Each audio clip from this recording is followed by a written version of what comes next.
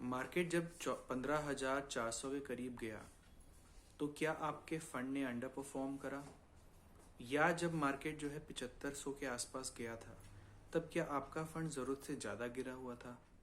अगर ये सब बातें आपके मन में हैं या आपने इन सब चीज़ों को भुगता है तो क्या आप इन चीज़ों का समाधान खोज रहे हैं? और अगर हाँ, तो इस वीडियो को एंड तक ज़रूर देखिएगा और चैनल को लाइक और सब्सक्राइब कीजिएगा। Hello and welcome to you all to my channel.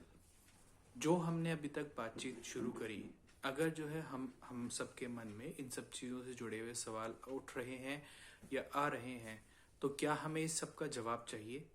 अगर हाँ, तो आप जरूर हमारे साथ बने रहिए, क्योंकि अब हम इस चीज़ के बारे में बातचीत शुरू कर रहे हैं। तो जैसा कि हमने कहा कि अगर हमारा फंड जो है बेंचमार्क को अंडर परफॉर्म कर रहा है या डाउन साइड में ओवर परफॉर्म कर रहा है, तो ऐसा क्यों हो रहा है? क्या कोई ऐसी चीज़ है जो हमें फंड के बारे में मालूम नहीं है, या फंड में कोई दिक्कत है, या हमारी इन्वेस्टमेंट में कोई दिक्कत है, या किसी टाइमिंग में कोई दिक्कत है? किस प्रकार की दिक्कत है जो हमें जो है बेटर रिटर्न मिल पाए, जो कि हमारे कोलीग्स को या पीयर ग्रुप को मिल रहे हैं? ऐसा कोई बात नहीं है।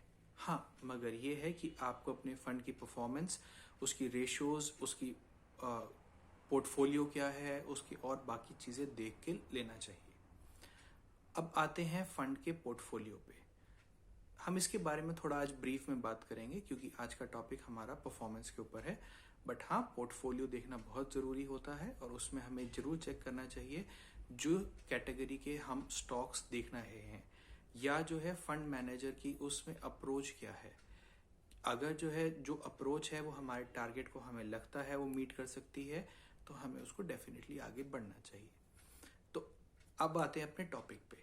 जो अगर हमारा फंड जो है बढ़ती हुई मार्केट में अंडर परफॉर्म कर रहा है, गिरती हुई मार्केट में ओवर परफॉर्म कर रहा है, तो हमारे को ये ध्यान देना है कि फंड की परफॉर्मेंस के साथ दिक्कत है। तो ये चीज़ हमारे को फंड के परफॉर्मेंस रेशियोज या किसी किसी फंड्स में रिस्क रेशियोज में मिलेगी, जिस नाम से मिलेगी वो है बीटा। अगर हमारे फंड जो हैं वो हाई बीटा फंड हैं या लो बीटा फंड हैं, तो जिस वजह से वो फंड जो है अंडर परफॉर्म या ओवर परफॉर्म कर रहा है, क्या यही एक वजह है जिस वजह से फंड अंडर परफॉर्म या ओवर परफॉर्म कर रहा है?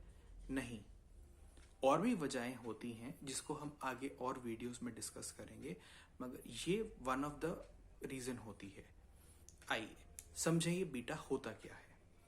बीटा एक तरीके का पैमाना होता है जो हमें बताता है कि हमारी इन्वेस्टमेंट जिस फंड में है वो फंड जो बेंचमार्क है उससे कितना ज़्यादा तेज भागेगा या कम भागेगा। अब जैसे हम एक गाड़ी चलाते हैं, उस गाड़ी को हम 60 किलोमीटर, 70 किलोमीटर, 80 किलोमीटर जितनी भी स्पीड पे चलाते हैं, तो उसको हम कैसे नापते हैं कि हम 70 किलोमीटर स्पीड से चल रहे हैं या 80 की स्पीड से चल रहे हैं?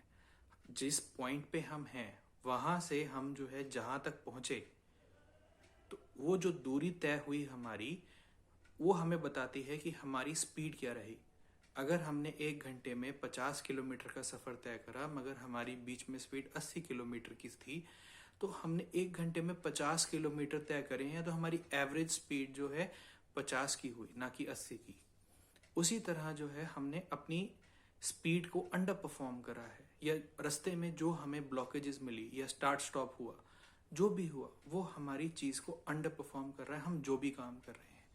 उसी तरह अगर आपका बीटा लो है, तो वो आप जो भी एफर्ट्स डाल रहे हैं या जो स्टॉक्स हैं जो एफर्ट्स डाल रहे हैं, जो आपके भागने वाले स्टॉक्स हैं, उनको जो है उनके एफर्ट्स को ख़त्म किया जा रहा है जो उसमें कम बढ़ने वाले स्टॉक्स हैं।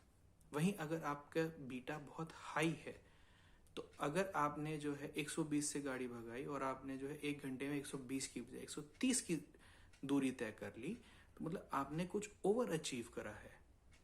तो उसी तरह, जो कि हाइपोथेटिकल केस होता है, बट यहाँ पे ये प्रैक्टिकल केस होता है कि कई बार जो है आपका फंड जो है, जब मार्केट 10% गिरा होता है, आपका फंड 11%, 11.5% गिरा हुआ होता है, 1% एक्स्ट्रा। तो उसका रीजन जो है हाई बीटा भी हो सकता है।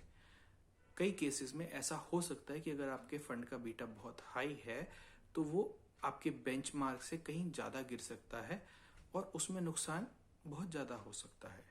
तो अगर आप जो है ऐसे किसी फंड में निवेशित हैं तो आपको अपना निवेश को पुनः सोचना पड़ेगा कि क्या आपको वो चीज़ चाहिए है, या आपको लगता है कि आज ये गिरा है कोई बात नहीं, कल जो है इसमें पोटेंशियल है और ये जो है बहुत आगे बढ़ने की पोटेंशियल क्षमताएं रखता है, मुझे इसमें निवेश में बने रहना चाहिए। या अगर आप इन चीज़ों को समझने में असमर्थ हैं तो आप एक अपने फंड एडवाइजर से एडवाइस लें और जो है अपने निवेश के बारे में पुनः विचार करें। अगर आपको ये वीडियो अच्छा लगा हो तो प्लीज़ हमारे चैनल को लाइक सब्सक्राइब करें और जो है इस वीडियो को ज़्यादा से ज़्यादा दोस्तों के साथ शेयर करें। Thank you.